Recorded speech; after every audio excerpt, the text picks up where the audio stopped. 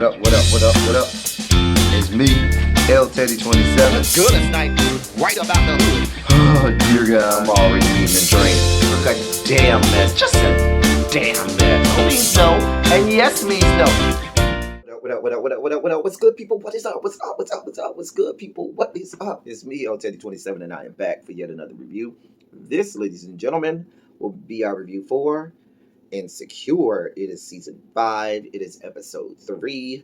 It is entitled Pressure. Okay, so let's get into this. So we start off with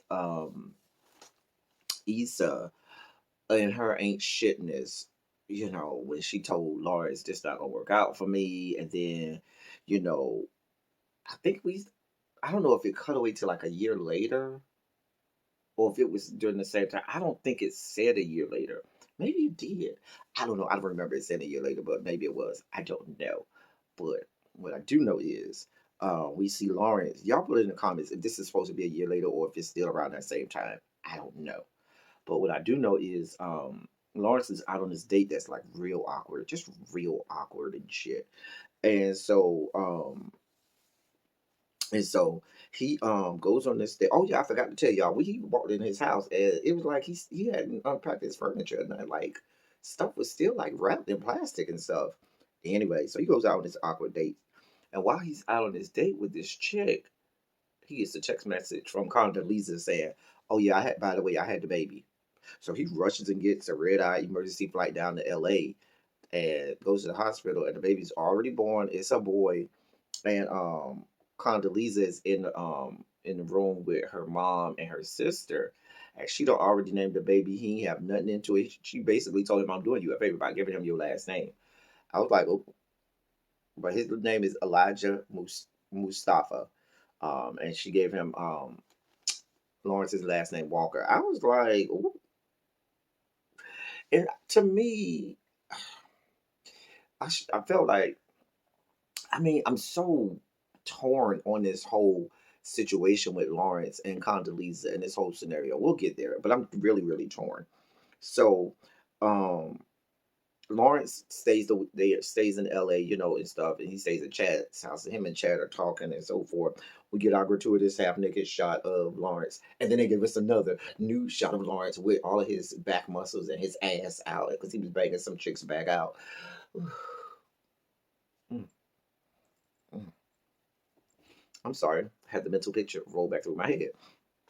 But anyway, so Chad does what Chad does and gives him Chad like advice. Anyway, so then we see Lawrence tells Condoleezza, "Listen, I'm gonna be here every weekend. I plan to be in his life. I want to be here. I do not want to be in my son's life." Condoleezza ain't trying to hear none of it because he really wasn't there during the pregnancy. So, excuse me. Or at least that's the way it did make it seem like maybe he wasn't there during the pregnancy. So now she's like, "Why the fuck are you here now?"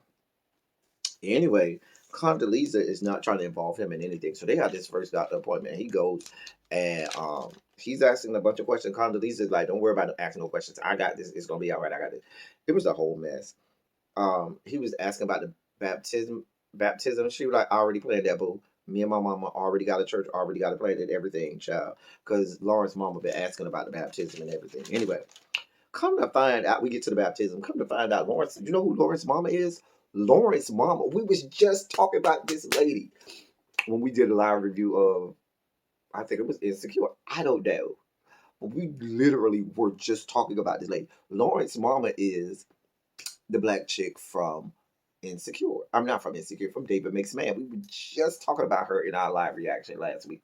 But yeah, his mama is the beautiful black woman from that was the therapist from episode 8, season 2, episode 8 of David Makes Man. If you ain't seen it, go watch it. Anyway, that's Lawrence's mama. Anyway, so Lawrence talked to Condoleezza about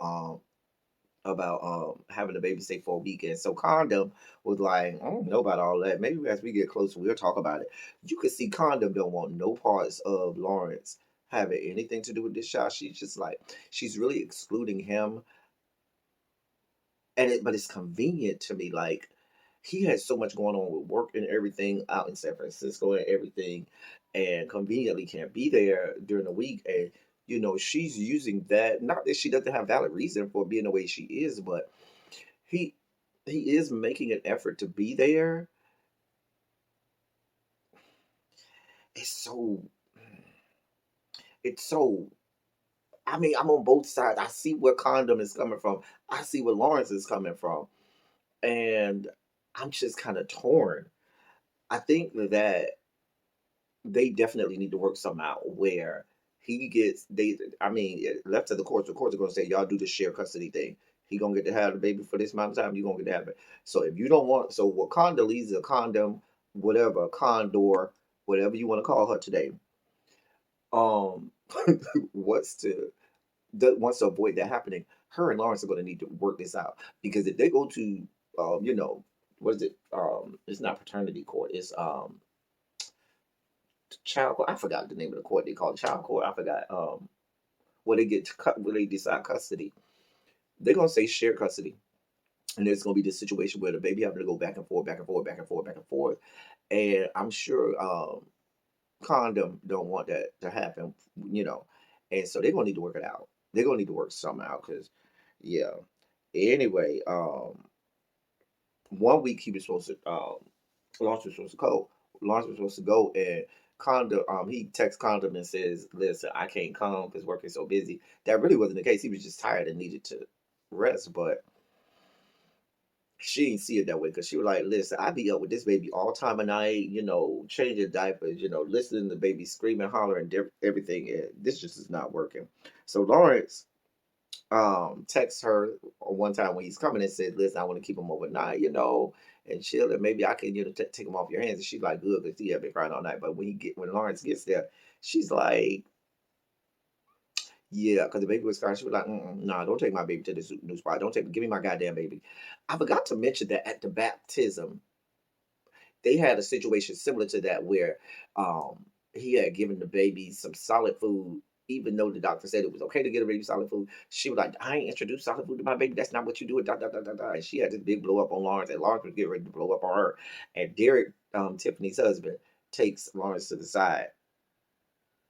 Wait, no, that wasn't the that was at Tiffany's. I'm getting all mixed up. Let me go back. Um, After the week that Lawrence missed, not Derek had invited Condoleezza and Lawrence to the 1 year birthday party for his daughter Simone with it. So him and Tiffany were having a party for their daughter Simone. Um, Lawrence and Condoleezza go. So and that's where the blow up happens where he gives the baby Elijah solid food.